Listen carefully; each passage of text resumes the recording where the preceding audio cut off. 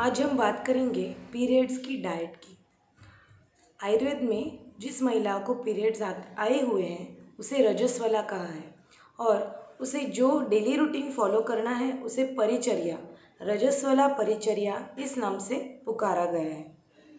तो रजस्वला की अवस्था में जो डाइट है उसके बारे में आयुर्वेद में बहुत ही विस्तृत जानकारी मिलती है। रजस्वला जिस औरत को पीरियड्स आए हुए हैं उसके शरीर में अग्निमांद्य होता है, क्योंकि शरीर एक शोधन की अवस्था में होता है। शरीर में से रक्त का स्राव होता है, गर्भाशय भी व्रणित होता है, इंजर्ड होता है, वुंडेड होता है, क्योंकि अंदर की जो लेयर है गर्भाशय की, एंडोमेट्रियम जिसे कहा जाता है, वो शरीर में से बह जाती है।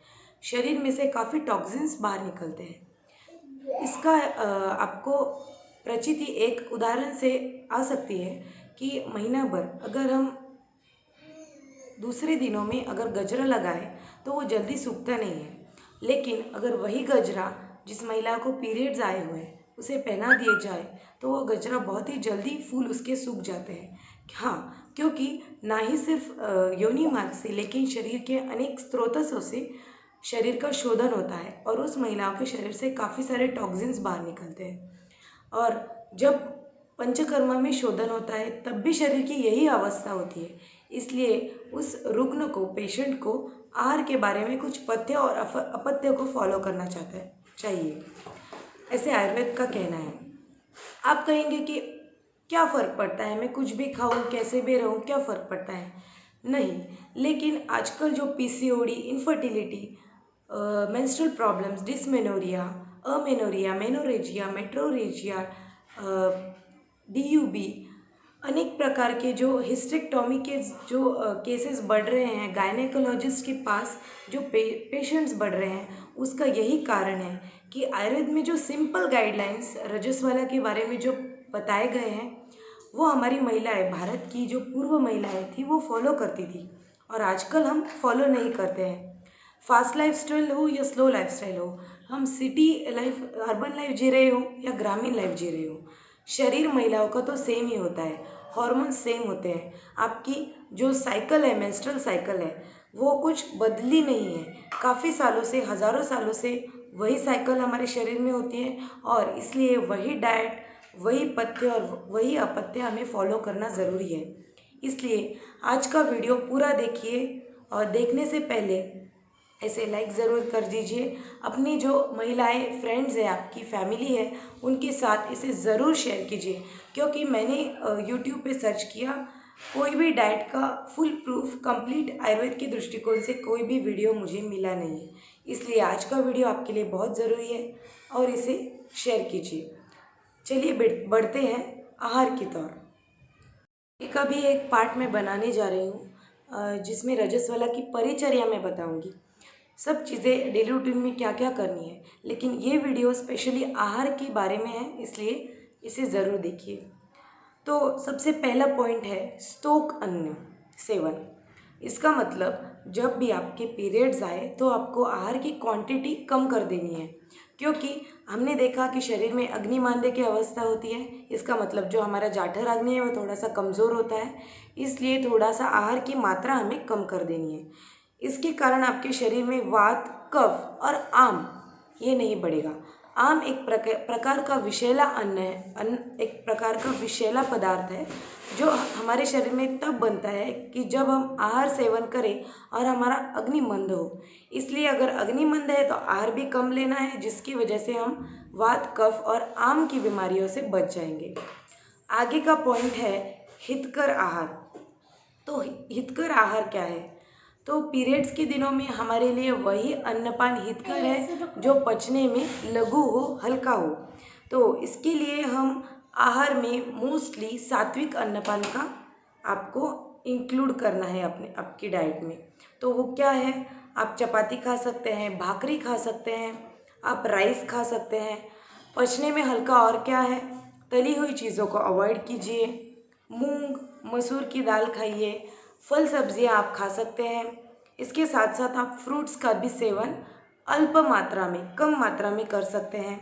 इसके साथ साथ आपको पचने में हल्का हो इसलिए आप पानी उबाल कर ठंडा करके पी सकते हैं, या थोड़ा सा उष्णोदक का सेवन भी कर सकते हैं। उष्णोदक का मतलब है उबाल कर थोड़ा सा ठंडा हो जाने दीजिए, उबाल कर आधा कर लीजिए उस पानी को और फिर पीजिए। अग्निमांद्य और आम का पाचन करने के लिए आप आपके आहार में हींग का सेवन कीजिए ज़्यादा मात्रा में।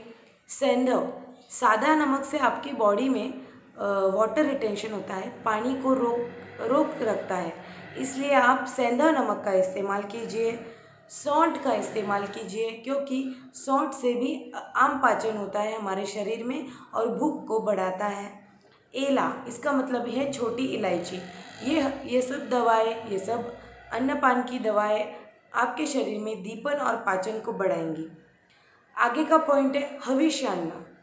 जैसे कि यज्ञ को हम आहुति अर्पण करते हैं और उसकी ज्वालाएं प्रज्वलित होती हैं, उसी प्रकार हमारे शरीर में जो अग्नि है, जाठर अग्नि है, उसे भी हमें हविष्यान्न अर्पण करना है, जो मोस्टली हमारे शारीरिक जाठर अग्नि को बढ़ाता हो। जैसे कि अगर आपको बिल्कुल ही भूख ना लगे तो आप लंघन कीजिए। लंघन का मतलब है उपवास। और अगर आप थोड़ी सी भूख बढ़ जाए तो आप रुक्ष आहार का सेवन कीजिए, जो आपके शरीर का कर्षण करे। इसका मतलब है थोड़े से वजन को घटाए। कर्षण इसका मतलब है फैट्स को कम करने वाला। तो आपको रुक्ष अन्नपान सेवन करना है। आप पॉपकॉर्न खा सकते हैं, कोई भी प्रकार के फूली हुई, जैसे कि भुनी हुई चीज़ें, धान्य खा सकते हैं। भुने हुए ग्राउंडनट्स आप खा सकते हैं। भुने हुए कोई भी पदार्थ आप ले सकते हैं। अनेक प्रकार के धान्य को आप भून कर फिर उसको चपाती या भाकरी बना सकते हैं। मिक्स्ड धान्यों की भी रोटी आप सेक कर बिना तेल डाले या कम तेल डालकर आप ले सकते हैं। अब आप कहेंगे कि पीरियड्स में बिल्कुल ही तेल का सेवन ना करें तो फिर ऑयली सब्सटेंस हमारे शरीर को कैसे मिल पाएंगे। तो आपको घी का सेवन करने को अलाउ किया गया है, वो भी देसी गाय के घी का या देसी घी का सेवन, जो हम घर पे बटर को पिघला के बनाते हैं, जिसके ऊपर मंथन संस्कार होता है, अग्नि संस्कार होता है। इसलिए घी का सेवन आप ज़रूर कर सकते हैं और घी से आपके शरीर में जाठर अग्नि को बढ़ाने में भी सहायता मिलेगी। इसके साथ साथ कुछ अपत्य है, जो चीज़ें नहीं खानी चाहिए, उनका भी वर्णन आयुर्वेद में मिलता है। जैसे कि तीक्ष्ण चीज़ें नहीं खानी है आपको, स्पाइसी चीज़ें, तीखी चीज़ें, बहुत ज़्यादा तेल में तली हुई चीज़ें, जैसे कि समोसा, कचौरी, पापड़, खट्टी चीज़ें, तीखी चीज़ें, मिर्ची, मसालेदार सब्जियां जिसके ऊपर तेल का ताव हो, वो सब चीज़ें आपको नहीं लेनी है। खट्टी नमकीन चीज़ें आपको अवॉइड करनी है। बहुत ज़्यादा तेल में तली हुई, बहुत तेल से भरी हुई चीज़ें आपको नहीं लेनी है। पचने में बहुत ही हैवी चीज़ें, जैसे कि आइसक्रीम, श्रीखंड, बेकरी प्रोडक्ट्स, मैदे के पदार्थ आपको अवॉइड करने हैं। जो बेसन के पदार्थ हैं वो भी वात को बढ़ाते हैं, इसलिए उनसे बनी हुई चीज़ें जैसे कि बेल है, सेव है, इन सब चीज़ों को आपको ज़रूर अवॉइड करना है। और जिन चीज़ों से कॉन्स्टिपेशन हो, अब सब जानते हैं कौन सी चीज़ों से उन्हें कॉन्स्टिपेशन होता है, तो उन्हें ज़रूर अवॉइड कीजिए। आप थोड़ी बहुत मात्रा में जो मांस रस है उसका सेवन कुछ हद तक आप कर सकते हैं, लेकिन मेरे ख्याल से जो नॉन वेज पदार्थ है, मांसाहार है, उसको आप ज़रूर ही रजस्वला की अवस्था में अवॉइड कीजिए। लहसुन को अवॉइड कीजिए, जो भी आपके शरीर में टॉक्सिन्स या उष्णता को बढ़ाता हो, उष्ण तीक्ष्ण जो भी चीज़ें हो उन्हें अवॉइड कीजिए। दही थोड़ा उष्ण होता है, उसे भी अवॉइड कीजिए। इन सब चीज़ों को अगर आप अवॉइड करेंगे और सात्विक अन्नपान जैसे कि गेहूँ, मूंग दाल,